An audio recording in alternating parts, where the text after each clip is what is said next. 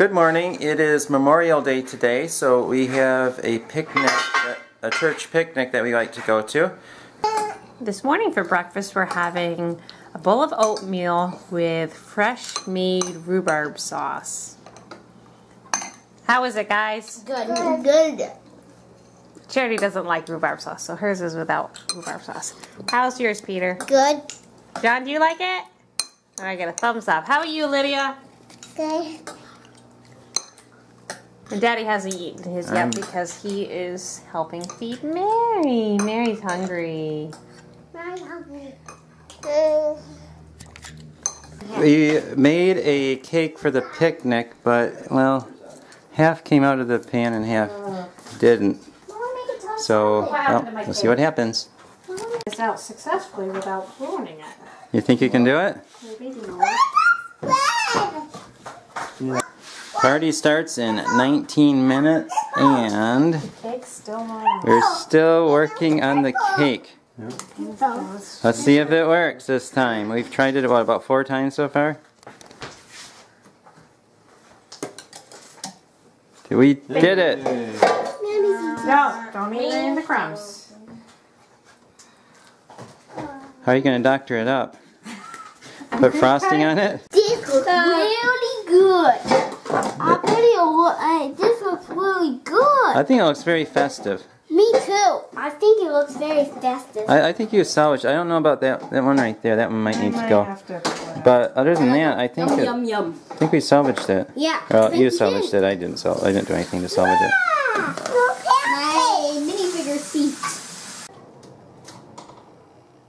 Well, Daddy's outside. He's helping these people with this broken down car. We're heading off to our Memorial Day picnic, and we salvaged the cake, at least somewhat. And we're bringing our hot dogs and our hot dog and hot dog buns. How's the food? You like it? We're at the picnic right now, and we just finished eating, and we're going to have a Memorial Day service in just a minute. Well, we got about 5 minutes before we're going to begin. Got 5 minutes. If anyone needs a copy of the program,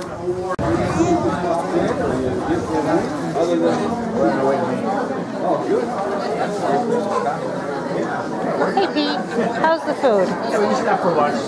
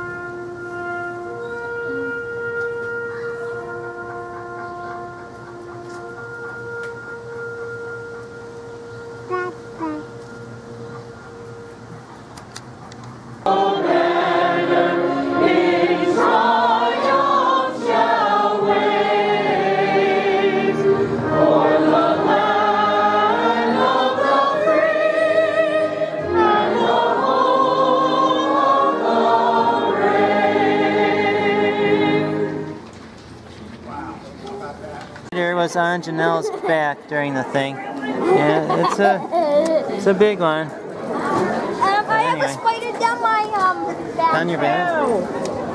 You have a spider down your back? Yeah. Okay, we'll get rid of it. Okay. Hey, Goody. Well, we're back from the picnic. Show them your watermelon, Ryan. She did a pretty good job eating that, don't you think? But now she's really sticky, so she's going to get a bath. And we have 2 kids that are going to go to sleep now. Got the kids going swimming again. How's the swimming going? Fine. Wow, you got that almost filled up. A couple weeks ago we fertilized our rhubarb and it is doing very well. It is huge. And we pulled out some of the larger leaves. So what you see here is what's left after we pulled out some of the huge leaves. So anyway, Janelle was buoyed by her success, and now she wants to grow some large tomatoes. I'm getting ready to plant my tomatoes and realized that I didn't have the aspirin that I needed to plant the tomatoes. And you may be asking, well, why aspirin? Well, one of the websites that I found on Pinterest suggested putting aspirin in the hole. It helps boost their immune system, I guess, and it helps make them more resistant to disease. It's something I want to try this year because I've got the time. I really want to see if I can create huge, beautiful tomatoes this year. So we had to stop what we were doing. Art just ran to CVS to pick up some aspirin for us, and then we're going to see if we can get our tomatoes in before Art has to head out tonight. So here's the collection of things that I'm going to be putting into each of my tomato holes. I've got my aspirin, my fish meal. They said you could use fish heads, but I don't have anybody around here that I can get fish heads from. So I've got fish meal, bone meal. This is just an all-purpose granular fertilizer, and then eggshells. For each hole, I'm going to be adding 2 handfuls of just a general all-purpose fertilizer, and then 2 handfuls of bone meal. Ugh, stuff smells. That's fish meal. Yeah, fish meal. And I'm going to do a handful of bone meal. And then I need a couple of aspirin. That many? Yep. And then a few eggshells. That's about good. Then we're going to mix that all up and start planting our tomatoes. I've put all the goodies into my hole, and I had the kids help mix this up with a little bit of dirt. So the next thing is to plant the tomatoes. And I want to pull out these lower leaves. You can either clip them off or pull them off. Just clip them. And then I'm going to measure. If I put this all the way in, it's too deep. So I need to add a little bit more dirt. So it comes right up to about the base, a little bit more.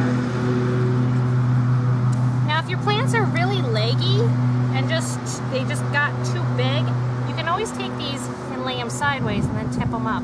But these guys aren't that big, so I'm just going to put them straight down. And tomatoes actually like being buried a lot. And what's going to happen is all along the root, it's going to send out roots. And so this plant is going to be really it's going to have a lot of roots, and it's going to be able to hold up to a lot of wind and the elements.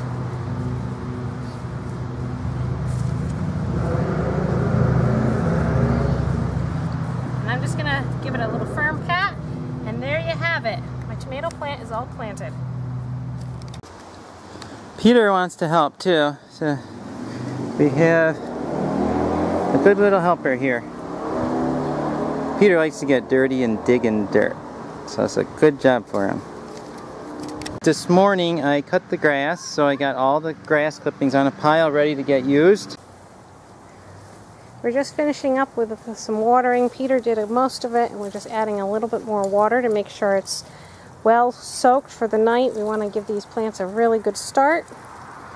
And then I think we're going to call it quits for today. But I still have all these tomatoes left to plant, as well as the peppers.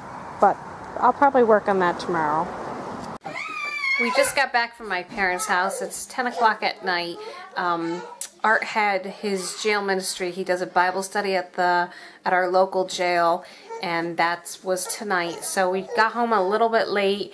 So I'm gonna get these videos, this video edited, and I'll see you tomorrow.